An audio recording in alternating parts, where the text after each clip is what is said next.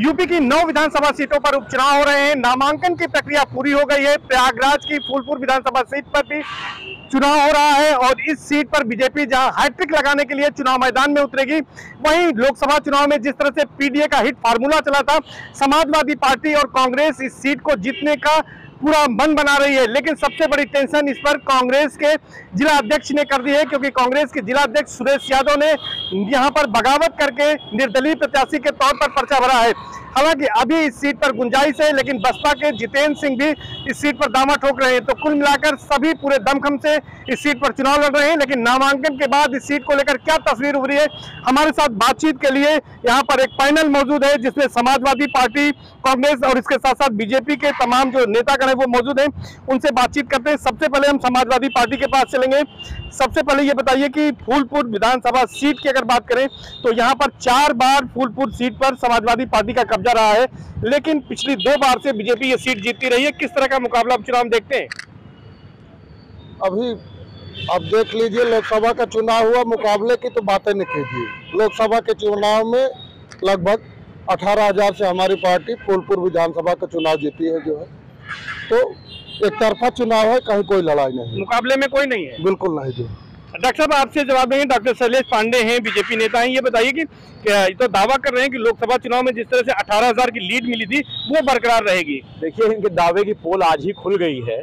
इनका जो गठबंधन उत्तर प्रदेश में या कहें कि देश में चल रहा था कांग्रेस और सपा का, तो कांग्रेस के जिला अध्यक्ष गंगा पार सुरेश यादव ने ही पर्चा दाखिल कर दिया। तो आपसी मतभेद और फूट तो आज ही निकलकर सामने आ गई। और आज भारतीय जनता पार्टी के प्रत्याशी दीपक पटेल जी का नामांकन में जो उमड़ा जनसैलाब था, जो वहां के लोग, स्थानीय लोग जिस तरीके से उत्साह के साथ उनके नामांकन में आए थे, तो तस्वीर आज पूरी की पूरी क्लियर हो गई है कि भारतीय जनता पार्टी ही ये उपचुनाव जीतने जा रही है और भारी मतों से जीतने जा रही है। परिणाम जब आएगा तो भारतीय जनता पार्टी के पक्ष में ही आएगा। ठीक है, 23 नवंबर का हम सबों को इंतजार रहेगा। लेकिन समाजवादी पार्टी के प्रवक्ता भी हमारे साथ हैं, अजीत सिंह यादव जी, उनसे बातचीत करते हैं। अजीत जी, ये बड़ा दावा कर रहे हैं कि इंडिया गठबंधन में फूट पड़ गई है, और चूंकि कांग्रेस के नेता हैं सुरेश यादव जी, उन्होंने निर्दलीय बागी प्रत्याशी के तौर पर चुनाव मैदान में उतर चुके हैं। वो अभी पार्टी के शीर्ष नेतृत्व का, चाहे वो कांग्रेस हो चाहे समाजवादी पार्टी का, किसी भी की तरफ से बयान नहीं आया है कि जो है बगावती तेवर करके लड़ रहे हैं। और अभी तो आज नामांकन का आखिरी दिन था, अभी नाम वापसी का भी दिन है।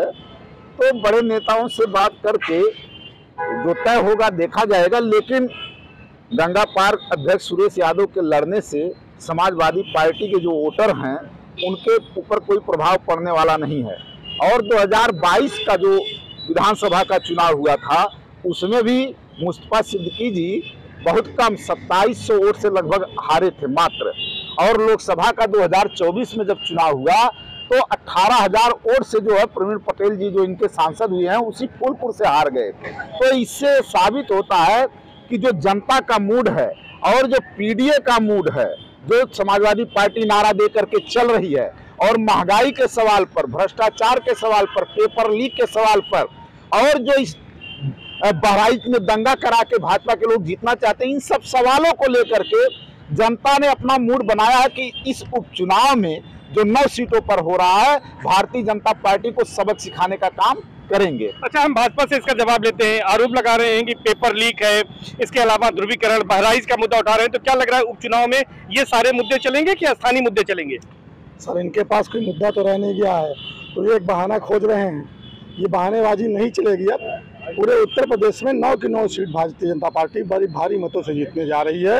और इनके प्रत्याशी का जमानत जब्त होगी फूलपुर में, ये हमारा दावा है। हालांकि लोकसभा चुनाव में इनको बढ़त मिली थी, आप कह रहे जमानत जब्त होगी। सर, मैं आपको फिर से विश्वास दिलाना चाहता हूँ कि कुछ इन लोगों ने प्रलोभन दिया और जनता कुछ बहकावे में जो आई थी वो पिछले 4 महीनों और 5 महीनों में सब देख चुकी है। गुमराह किया, आपका कहना है कि लोकसभा चुनाव में गुमराह किया। डॉक्टर साहब, आप बताइए, क्या लगता है आपको, क्या समीकरण बन रहे हैं इस बार फूलपुर के उपचुनाव में? क्या इसके नतीजे जो है वो लोकसभा चुनाव से अलग रहेंगे? धन्यवाद।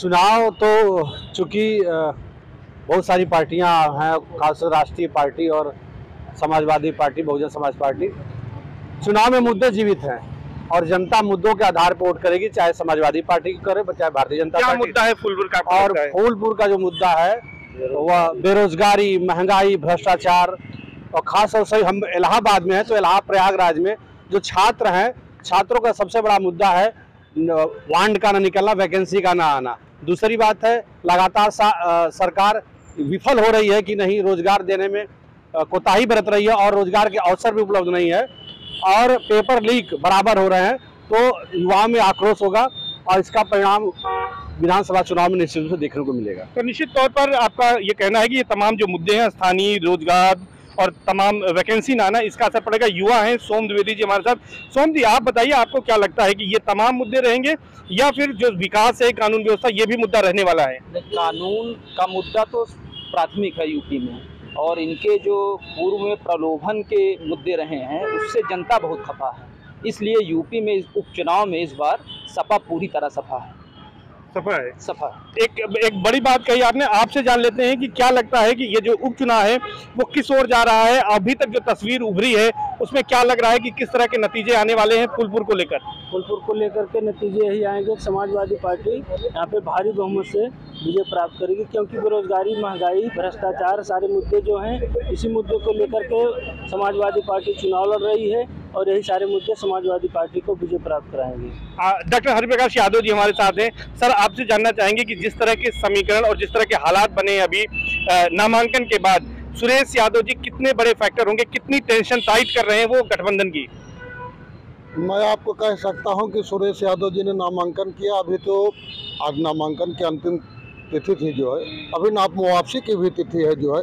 राष्ट्रीय नेतृत्व बैठ के तय करेगा, लेकिन सुरेश यादव के नामांकन से समाजवादी पार्टी के ऊपर कोई बहुत असर पड़ने वाला नहीं। देखिए, डॉक्टर साहब कह रहे हैं कि सुरेश यादव जी के नामांकन से कोई असर नहीं पड़ेगा। अभी इन्हें पूरी उम्मीद है कि पार्टी के वरिष्ठ नेता बैठेंगे, मामले को सुलझा लिया जाएगा, सुरेश यादव नामांकन वापस करेंगे, और नहीं भी करेंगे तो कोई फर्क नहीं पड़ेगा। लगता है कि फर्क पड़ेगा? देखिए, ये सुरेश यादव का नामांकन ये दर्शाता है कि कहीं ना कहीं से जो स्थानीय कार्यकर्ता हैं उनमें असंतोष है कांग्रेस में और समाजवादी पार्टी के कार्यकर्ताओं में। यही कारण है कि यहाँ पर क्या आपको लगता है कि शीर्ष नेतृत्व सुरेश यादव से मना नहीं किया होगा कि आप नामांकन न करिए, लेकिन उसके बावजूद भी आज अंतिम दिन सुरेश यादव ने अपना नामांकन किया। तो ये दर्शाता है कि स्थानीय स्तर पर समाजवादी पार्टी और कांग्रेस के बीच में अनबन है और इसका असर आपको इस उपचुनाव में देखने को मिलेगा। तो निश्चित तौर पर आपका कहना है कि अनबन है। हम अजीत जी से बात करेंगे। ये बताइए कि जिस तरह के हालात बने हैं, पूरे सिनेरियो जो बना है फूलपुर में, किससे लड़ाई आप मानते हैं? मुकाबला किससे है? क्योंकि कई उम्मीदवार खड़े हैं, बसपा भी दावा कर रही है, लेकिन लड़ाई आपकी किससे है? लड़ाई तो पूरा उत्तर प्रदेश देख रहा है, पूरा देश देख रही कि कौन लड़ रहा है उत्तर प्रदेश में। और इन्होंने कहा कि बगावती तेवर बना करके जो है ला करके सुरेश यादव जी लड़ रहे हैं, तो ये बताएं कि अनुप्रिया पटेल जी को इन लोगों ने एक टिकट तो दिया नहीं, तो क्या जो अनुप्रिया पटेल जी के पार्टी के हैं वो बगावती तेवर में नहीं है? वो भी तो बगावत करके आ रहे हैं, वो भी वोट तो हमारे पक्ष में आ रहा है।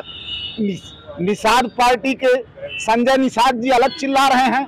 निषादों के बीच में पीडीए के लोग हैं, उनके बीच में एक ये संदेश गया है कि बीजेपी केवल जो है हमसे वोट लेने का काम करती है, और जो हमारे जातीय वर्चस्व के नेता हैं उनको जब टिकट देने की बात आती है तो ये पहले टिकट घोषित कर देते हैं।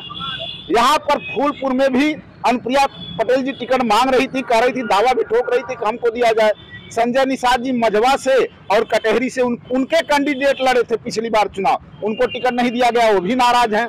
तो ये भी जो है समीकरण काम करेगा, हमारे पक्ष में जो नाराजगी वो हटाएगा। और बेरोजगारी का वो आलम है कि हम लोग इलाहाबाद में रहते हैं, आप भी रहते हैं, डेली आप जो है पेपर उठा करके प्रिंट मीडिया में पढ़िए, चाहे आपके इलेक्ट्रॉनिक मीडिया में देखिए, कोई न कोई छात्र सुसाइड नोट लिख करके अपने माँ बाप के नाम या तो प्रशासन के नाम, मेरे माँ बाप को परेशान न किया जाए, नौकरी नहीं पा रहा है। और यहाँ पर जो शिक्षा सेवा चयन आयोग बनाने की बात है, वो 3 साल से जो वैकेंसियां अधर में लटकी हुई हैं, वो नौकरियां निकाली नहीं जा रही।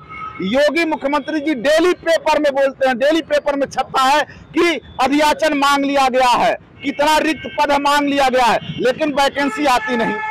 पेपर इस तरीके से 11 पेपर उत्तर प्रदेश में लगभग 12 पेपर लीक हो चुके हैं।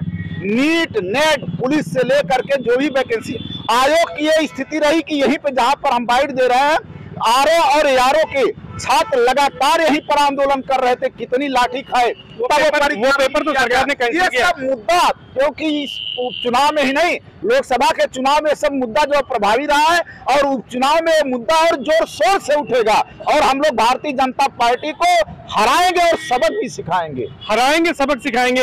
ये बताइए कि ये कह रहे हैं कि जो आपके गठबंधन में शामिल दल है, चाहे निषाद पार्टी हो, अपना दल है, सो इनकी भी जो नाराजगी है वो भी आपको यहाँ पर नुकसान पहुंचाएगी। शायद ये प्रवक्ता सर भूल गए कि हमारी पार्टी ने कटेरी से निषाद समाज को एक टिकट दिया है, धर्मराज निषाद जी को। ये भूल गए।